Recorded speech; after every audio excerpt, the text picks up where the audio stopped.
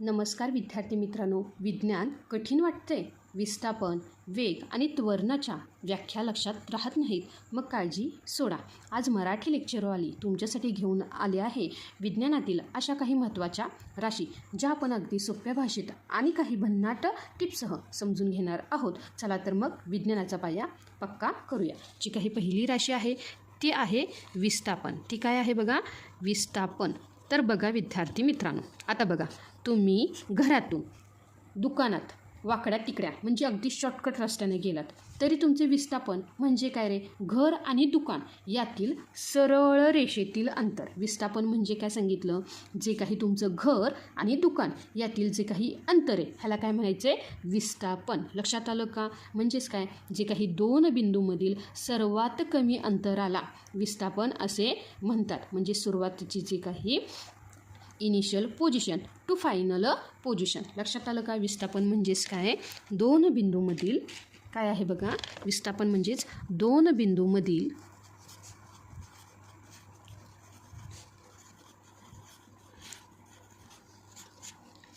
सर्वात कमी अंतराला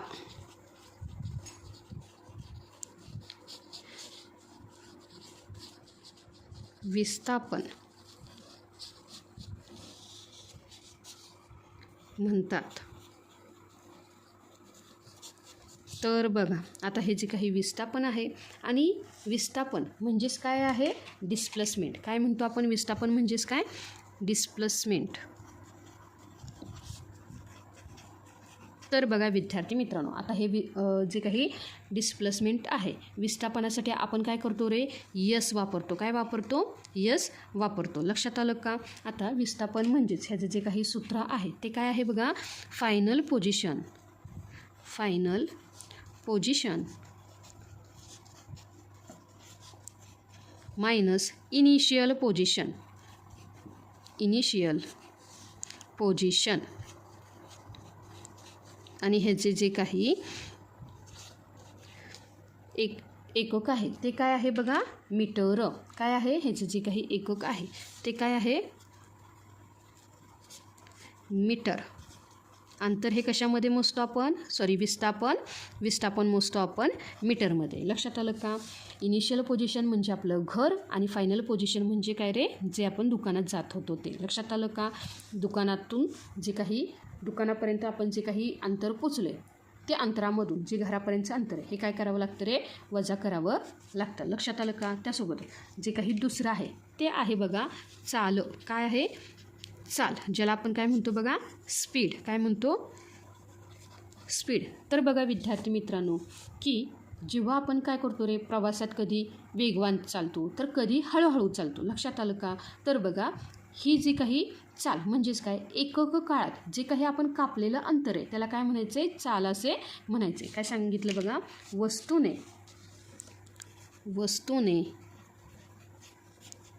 एकक काळात कापलेल्या अंतराला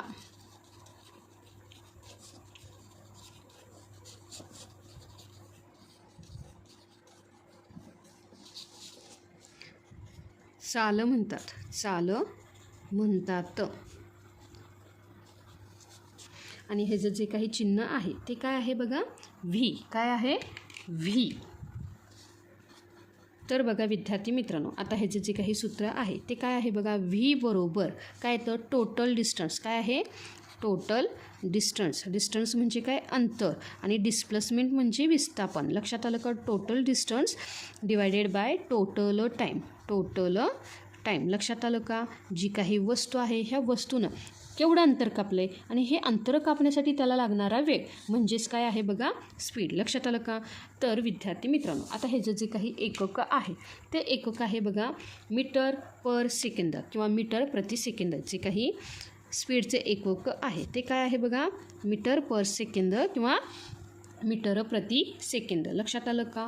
जेव्हा आपण प्रवासात कधी वेगवान चालतो तर कधी हळू चालतो तेव्हा जी काही सर्व अंतर आहेत यांची बेरीज करून त्याला एकूण वेळेने भागले की आपल्याला सरासरी चाल म्हणजेच ॲव्हरेज स्पीड मिळते. लक्षात आलं का? त्यासोबतच आता जे काही तिसरा आहे, ती जी काही राशी आहे ती आहे वेग. ती काय आहे बघा? वेग, जिला आपण काय म्हणतो? व्हिलॉसिटी. काय म्हणतो बघा?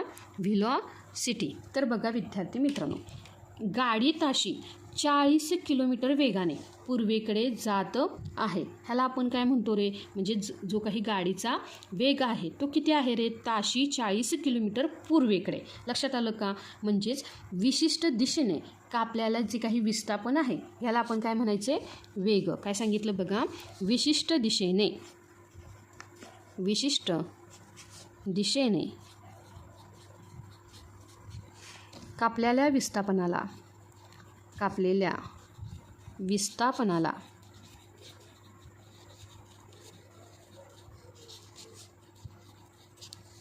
वेग म्हणतात. काय म्हणतात बघा? वेग म्हणतात. आणि हे जे काही चिन्ह आहे ते काय आहे बघा? व्ही. काय आहे बघा?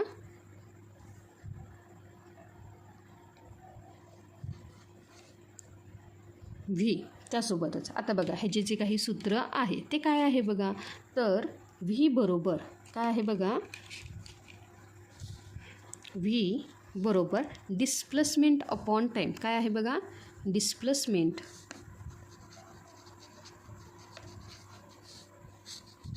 अपॉन टाईम म्हणजेच काय? विस्थापन भागिले वेळ. लक्षात आलं का? आणि ह्याचे जे काही एकक आहे ते हे काय आहे बघा? Metre per second. काय आहे बघा? ह्याचे जे काही एकक आहे ते काय आहे? Metre per second. लक्षात आलं का? त्यासोबतच आता जे काही पुढील आहे ते आहे त्वरण. काय आहे बघा? पुढील राशी आहे त्वरण, ज्याला आपण म्हणतो ॲक्सेलरेशन.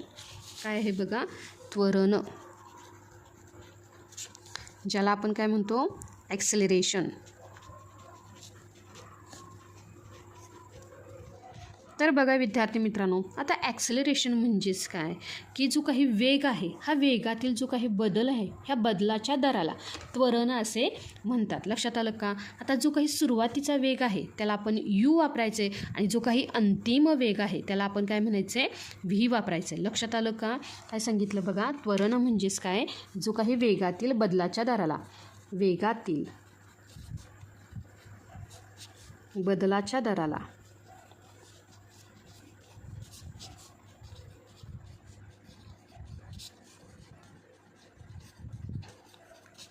त्वरण म्हणतात. काय म्हणतात रे? त्वरण म्हणतात. आणि हे त्वरणासाठी जे काही चिन्ह आहे ते काय आहे बघा? ए. काय आहे? ए. आणि ह्याचं जे काही सूत्र आहे ते काय आहे बघा? ए बरोबर final velocity minus initial velocity भागिले टाईम. म्हणजेच काय विद्यार्थी मित्रांनो? इनिशियल व्हिलॉसिटी म्हणजे सुरुवातीचा वेग आणि फायनल व्हिलॉसिटी म्हणजे अंतिम वेग. लक्षात आलं का विद्यार्थी मित्रांनो? आणि ह्याचे जे काही एकक आहे हे आहे बघा मीटर पर सेकंद स्क्वेअर. काय आहे? Metre per second square. लक्षात आलं का? त्यासोबतच जे काही पाचवं आहे ते काय आहे बघा? बल, ज्याला आपण काय म्हणतो बघा? फोर्स. काय आहे बघा? बल, ज्याला आपण काय म्हणतो? फोर्स. तर बघा विद्यार्थी मित्रांनो, वस्तूची गती किंवा आकार बदलण्यासाठी जो काही लावलेला धक्का असेल किंवा ओढणं असेल त्याला आपण काय म्हणायचे? बल असे म्हणायचे. लक्षात आलं का? म्हणजेच आपण काय करतो रे? की जो काही स्पंज आहे त्याच्यावर आपण जर जोरात दाबलं तर तो काय होतो रे? स्पंज दाबला जातो. लक्षात आलं का? म्हणजे आपण तिथे काय केलं रे? बल लावलं. लक्षात आलं का? बल म्हणजेच काय सांगितलं? वस्तूची गती किंवा आकार. वस्तूची गती किंवा आकार बदलण्यासाठी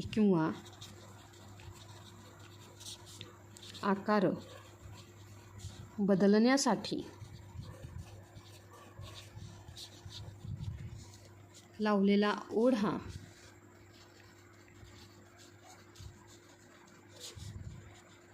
किंवा धक्का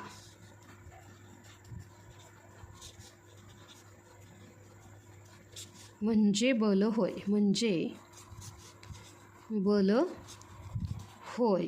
आणि बघा ह्याचं जे काही चिन्ह आहे ते काय आहे बघा, एफ. काय आहे बघा, ते आहे एफ. आणि ह्याचे जे काही सूत्र आहे ते काय आहे, फोर्स बरोबर म्हणजे बलाबरोबर मास इंटू ॲक्सिलरेशन. इंटू काय आहे बघा, ॲक्सिलरेशन. आणि ह्याचे जे काही एकक आहे ते आहे न्यूटन. काय आहे बघा, बलाचे जे काही एकक आहे ते काय आहे, न्यूटन. आणि हे शास्त्रज्ञ आहे म्हणून ह्याचं जे काही एकक आहे ते कॅपिटलमध्ये लिहितात. लक्षात आलं का. त्यासोबतच आता पुढे आहे जे काही 6वी राशी आहे ती आहे वस्तुमान, ज्याला आपण म्हणतो मास आणि वजन. वजन म्हणजे वेट. काय आहे बघा, पुढील राशी काय आहे, वस्तुमान, ज्याला आपण काय म्हणतो बघा, मास. आणि वजन, ज्याला आपण काय म्हणतो, वेट. आणि वजन म्हणजेच काय, वेट. तर बघा विद्यार्थी मित्रांनो, जर तुम्हाला वस्तुमान आणि वजन ह्यामध्ये नेमका काय फरक आहे हे जर जाणून घ्यायचं असेल तर एकदा आपल्या चॅनेलला नक्की भेट द्या. ह्याचा व्हिडिओ मी अगोदरच आपल्या चॅनेलवर अपलोड केला आहे. तर तुम्हाला ही संकल्पना स्पष्ट करून घ्यायची असेल तर तो व्हिडिओ नक्की पहा. तर बघा विद्यार्थी मित्रांनो, आता वस्तुमान म्हणजेच काय की पदार्थातील एकूण द्रव्य संचय जो कधीच बदलत नाही. लक्षात आलं का. आणि वजन, वजन काय आहे रे, तर वस्तूवर कार्य करणारे पृथ्वीचे गुरुत्वीय बल आणि हे ठिकाणानुसार बदलते. हा मुख्य फरक आहे. काय सांगितलं बघा, जे काही वस्तुमान आहे, वस्तुमान म्हणजेच काय की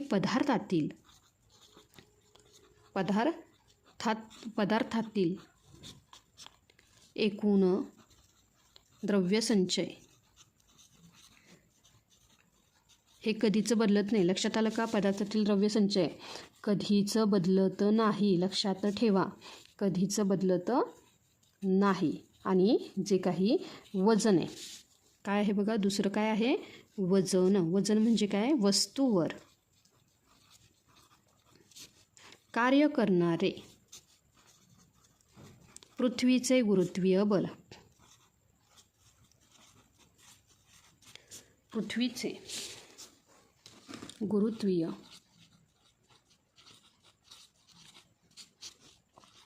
बल आणि वजन हे ठिकाणानुसार बदलते. काय होते बघा, ठिकाणानुसार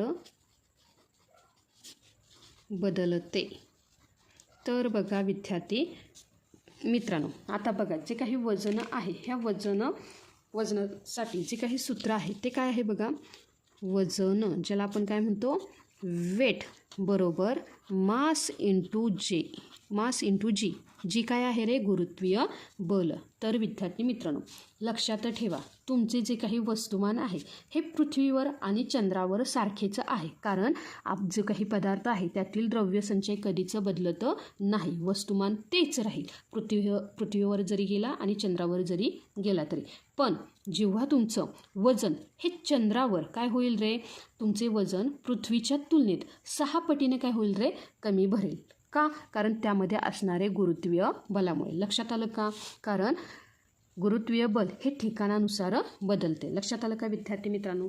तर हा होता वस्तुमान आणि वजन यातील फरक. लक्षात आलं का. त्यासोबतच जी काही महत्त्वाची पुढची राशी आहे ती आहे घनता. काय आहे बघा, घनता, ज्याला आपण काय म्हणतो, डेन्सिटी. काय म्हणतो, डेन्सिटी. तर बघा विद्यार्थी मित्रांनो, आता डेन्सिटी म्हणजेच काय की एकक आकारमानाचे वस्तुमान म्हणजेच घनता. काय सांगितलं बघा, एकक आकारमानाचे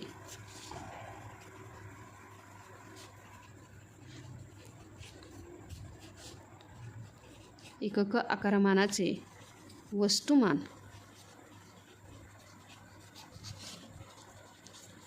म्हणजे घनता. आणि घनतासाठी जे काही सूत्र, आणि घनताला आपण काय म्हणायचे, रो. काय म्हणायचे, रो. का हे जे काही आहे अशा पद्धतीने केलं जातं आणि ह्याला काय म्हणायचे, रो. लक्षात आलं का. आता घनतासाठी जे काही सूत्र आहे म्हणजे हे जे काही रो बरोबर मास अपॉन व्हॉल्यूम. काय आहे बघा, मास अपॉन व्हॉल्यूम. मास म्हणजेच काय, वस्तुमान, आणि व्हॉल्यूम. लक्षात आलं का. आणि हे जे काही एकक आहे ते काय आहे बघा, हे जे एकक आहे किलोग्रॅम पर मीटर क्यूब. काय आहे? Kilogram per metre cube. लक्षात आलं का? त्यासोबतच आता जे काही पुढील राशी आहे ती आहे कार्य. कार्य म्हणजेच काय? वर्क. कार्य म्हणजेच वर्क. त्यासोबतच आहे ऊर्जा. ऊर्जा म्हणजेच काय? एनर्जी. काय आहे?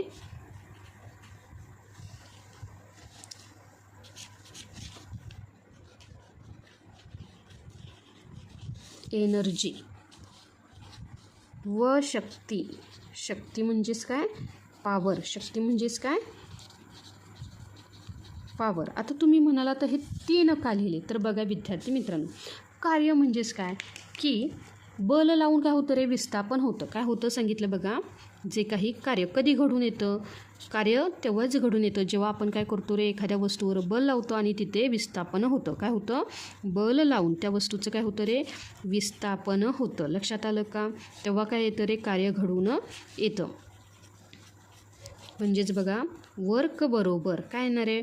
Force into displacement. काय येणार आहे? Force into displacement.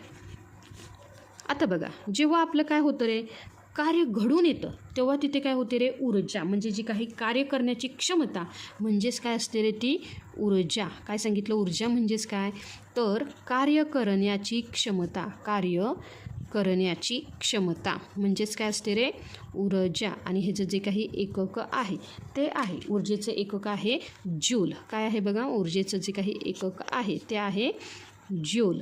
त्यासोबतच आता पुढे आहे शक्ती. शक्ती म्हणजेच काय? जे काही कार्य करण्याचा दर. काय सांगितलं बघा? शक्ती. शक्ती म्हणजेच काय? पॉवर. जो काही कार्य करण्याचा जो काही दर आहे त्याला आपण काय म्हणायचं आहे? शक्ती. आणि बघा पॉवर बरोबर वर्क अपॉन अ टाईम. काय सांगितलं बघा? पॉवर बरोबर वर्क अपॉन अ टाईम. लक्षात आलं का? तर बघा विद्यार्थी मित्रांनो, आपण काय केलं रे? भिंतीला जोरदार धक्का दिला पण भिंत हल्ली नाही. म्हणजेच तिथे काय झाले रे? की आपण काय केलं रे? बल लावलं पण तिथं विस्थापन झालं का? तर विस्थापन झालं नाही. भिंत हल्ली का? तर नाही हल्ली. म्हणून तिथे तुमचे कार्य घडले पण ते कशी झाले रे? तर ते शून्य झाले कारण तिथे भिंत हल्ली नाही. लक्षात आलं का विद्यार्थी मित्रांनो? म्हणजेच बघा कार्य, ऊर्जा आणि शक्ती हे काय आहेत रे? कार्य म्हणजेच काय की एखाद्या वस्तूला बल लावून काय होतं रे? त्याचं विस्थापन होतं. आणि हे जे काही कार्य करण्याची जी काही क्षमता आहे त्याला आपण काय म्हणतो रे? ऊर्जा. आता बघा हे जे काही कार्य करण्याचा दर म्हणजे ते जे काही काम आहे हे किती वेळामध्ये घडून आलं? लक्षात आलं का? ह्याला काय म्हणायचं आहे? पॉवर. शक्ती. लक्षात आलं का? त्यासोबतच आता जे काही शेवटचं आहे ते काय आहे बघा? दाब. ज्याला आपण काय म्हणतो? प्रेशर. काय म्हणतो? दाब म्हणजेच काय? प्रेशर. तर बघा विद्यार्थी मित्रांनो, एकक क्षेत्रफळावर काय होणार आहे सांगितले बघा. एकक क्षेत्रफळावर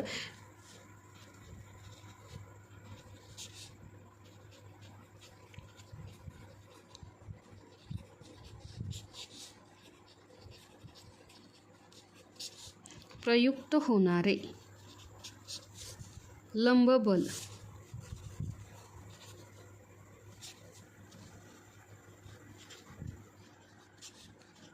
म्हणजेच दाब होय. लक्षात आलं का? म्हणजे दाब होय. आणि दाब म्हणजेच काय आहे बघा की फोर्स अपॉन एरिया. काय आहे बघा? Force upon area. लक्षात आलं का? आता ह्यासाठी जे काही एकक आहे, जे काही दाबाचं एकक आहे ते आहे पास्कल. काय आहे बघा? पास्कल म्हणजेच काय? PA. काय आहे बघा? PA. लक्षात आलं का? Force upon area. तर विद्यार्थी मित्रांनो, कशा वाटल्या हे जे काही विज्ञानाच्या ह्या सोप्या ट्रिक्स? आता ही सूत्र आणि ह्या व्याख्या तुम्ही कधीच विसरणार नाही याची मला खात्री आहे. हा व्हिडिओ तुम्हाला आवडला असेल तर लाईक करा आणि तुमच्या शाळेच्या ग्रुपवर शेअर नक्की करा. अशाच मजेशीर पद्धतीने अभ्यास करण्यासाठी मराठी लेक्चरवालीला सबस्क्राईब करा. भेटूया पुढच्या लेक्चरमध्ये. तोपर्यंत अभ्यास करत राहा आणि शिकत राहा. धन्यवाद.